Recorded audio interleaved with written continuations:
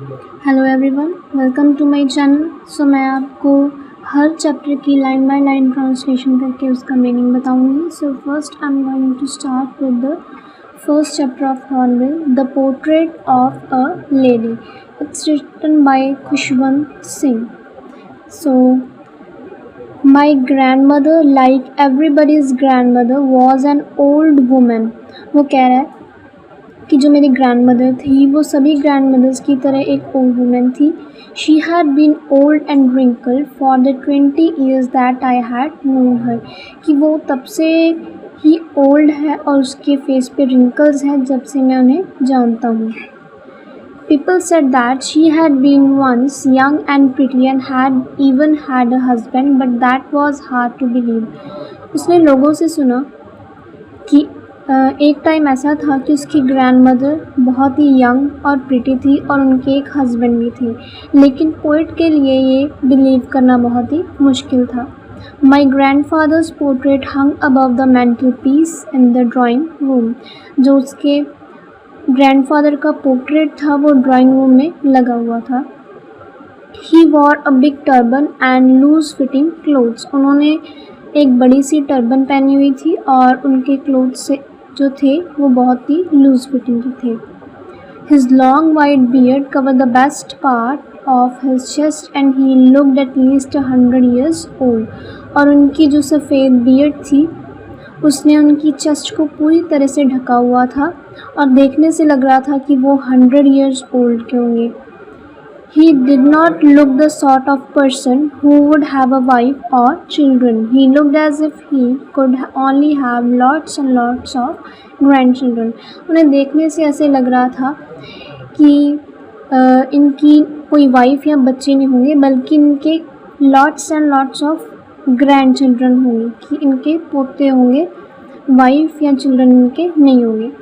As for my grandmother, being young and pretty, the thought was almost revoluting. तो जो लोगों ने उसे पोइट को बताया था कि एक टाइम पे आपकी जो ग्रैंड मदर थी वो यंग और प्रिटी थी, पोइट के लिए उस चीज़ पर विश्वास करना भी बहुत मुश्किल था। She often told us of the game she used to play as a child that seemed quite absurd and undignified on her part, and we treated it like the fables of prophets she used to tell us. उसकी जो grand mother थी उन्होंने उन्हें बताया कि वो अपने time में कैसी गेम्स खेलती थी, और पोइट को वो गेम्स ना तो इतनी अच्छी लगी और उन्हें ऐसा लग रहा था कि जैसे कोई संत वगैरह उन्हें कोई कथा सुना रहा हो, कोई स्टोरी सुना रहा हो। She had always been short and fat and slightly bent. वो हमेशा से ही थोड़ी सी छोटी हाइट की थी, थोड़ी फैट थी, एंड थोड़ी सी उनकी जो बैक थी वो बेंट हुई थी, मुड़ी हुई थी। Her face was a criss cross of wrinkle running from everywhere to everywhere. No, we were certain she had always been as we had known her.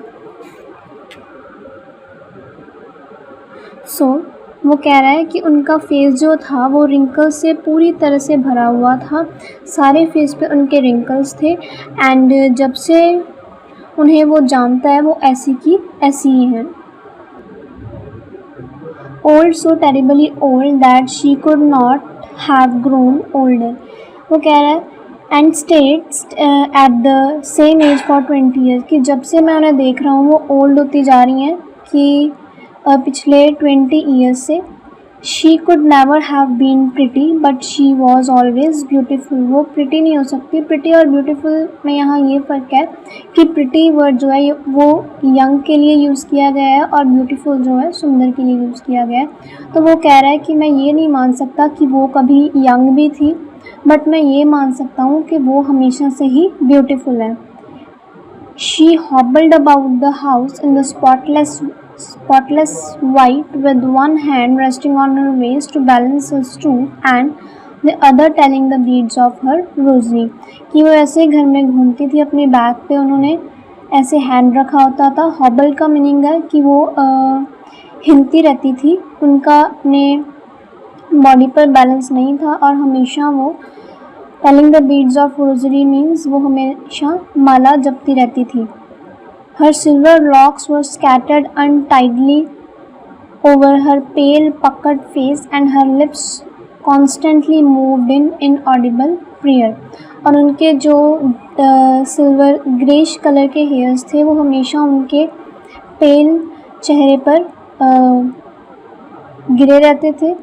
पक्कड face मतलब संकन. और उनके जो लिप्स थे वो कॉन्स्टेंटली प्रेयर करते रहते थे. Yes, she was beautiful. She was like the winter landscape in the mountains, an expanse of pure white serenity, breathing peace and contentment. उनका फेस ऐसा था कि जैसे माउंटेन्स में लैंडस्केप हो, यानी कि पीसफुल काम, जिनको देखकर आपका मन जो है वो बिल्कुल खुश हो जाएगी. उनका फेस बहुत ही वो बहुत ही काम थी और बहुत ही पीसफुल लेडी थी. My grandmother and I were good friends. मेरे grandmother और मैं, हम दोनों बहुत अच्छे दोस्त थे. My parents left me with her when they went to live in the city and we were constantly together. जब मेरे पेरेंट्स सिटी में काम करने के लिए गए तो मैं उनके साथ ही रहता था. She used to wake me up in the morning and get me ready for the school. वो मुझे सुबह जगाती थी एंड स्कूल के लिए तैयार करती थी. She said her morning prayer in monotonous song while she bath and dressed me in the hope that I would listen and get to know it by heart. जब वो मुझे तैयार करती थी तो वो प्रेयर बोलती रहती थी. जब नहलाती थी, मुझे ड्रेसअप करती थी तो वो प्रेयर बोलती रहती थी. उनके मन में ये था कि कहीं ना कहीं जो मैं बोल रही हूँ उसे भी पता चले और उसे भी याद हो. I listened because I loved her voice but never bothered to learn it. Poet उन्हें सुनता था क्योंकि उसे उनकी आवाज़ अच्छी लगती थी, बट उसने कभी ये कोशिश नहीं की कि वो उनकी प्रेयर को लर्न कर सके. Then she would fetch my wooden slate which she had already washed and plastered with yellow chalk, a tiny earthen ink pot and red pen, tie them all in a bundle and hand it to me. तो वो उसकी wooden slate लेके आती हैं, उसे wash करती हैं और येलो चॉक जो है उसके साथ उस पूरी स्लेट को कवर कर देती हैं एंड एक इंक पॉट देती हैं उन्हें, एक रेड पेन देती हैं. सारा कुछ वो एक बंडल में टाई कर देती हैं.